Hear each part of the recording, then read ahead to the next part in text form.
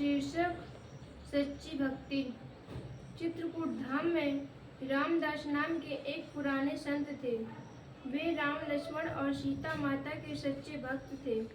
वे प्रतिदिन सुबह शाम सच्चे मन से दो घंटे इनके नाम का जाप किया करते थे। जब और तब करते करते कुछ वर्षों में उन्हें सिद्धि प्राप्त हो गई। उनके पास गोल मटोल प्यारा सा एक बड़ा कमंडल था। वह कमंडल उनका जल पात्र था। उसमें 2 या 3 लीटर पानी आता था। उसका जल शुद्ध व शीतल होता था। इसलिए रामदास महाराज जी अपना वह कमंडल हमेशा अपने साथ रखते थे। जरूरत पड़ने पर कमंडल का शीतल जल औरों को भी काम आता था। वैशाख माह की पूर्णिमा का दिन था।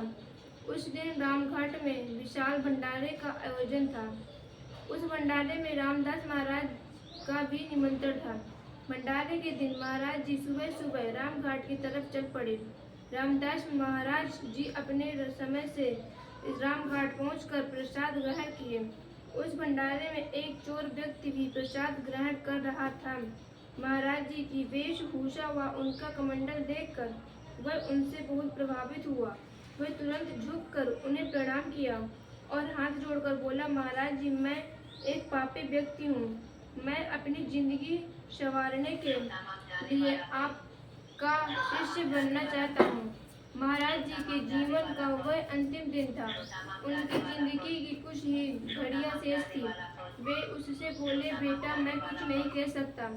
तुम अपने समय का इंतजार करो। हरि की इच्छा के बिना कोई भी काम पूर्ण हो पाना संभव नहीं है। महाराज जी बोले, भक्ति करना सबके बस की बात नहीं है। भक्ति करने में बहुत तप करना पड़ता है। अभी तुम्हारी खाने पीने की उम्र है, इसलिए अभी तुम गुरु के बंधन में मत बंधो।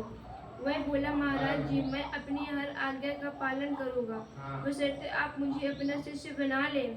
महाराज जी भावुक होकर बोले, अगर ऐसी बात है तो तुम मेरे आश्रम चलो। मैं तुझे आज गुरु मंत्र देता हूँ।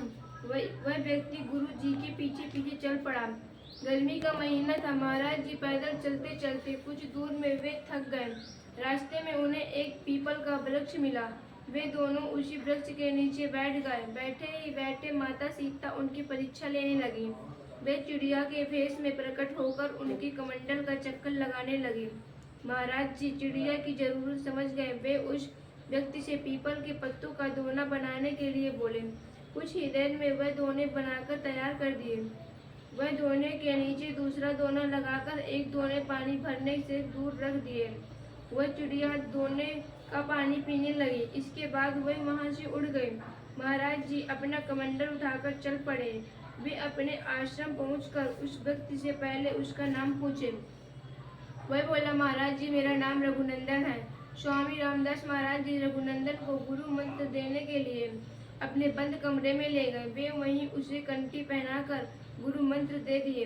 रघुनंद काफी देर तक आश्रम में बैठकर अपने गुरु के चरण दबाया। इसके बाद वह उन्हें 500 रुपये दक्षिणा देकर अपने घर को चल पड़ा। रघुनंदन के जाने के बाद स्वामी रामदास जी को गहरी नींद आ गई और माता सीता की कृपा से वे मुक्त हो प्राप्त कर लिए। बोलिए स्वामी रामदास महाराज की जय।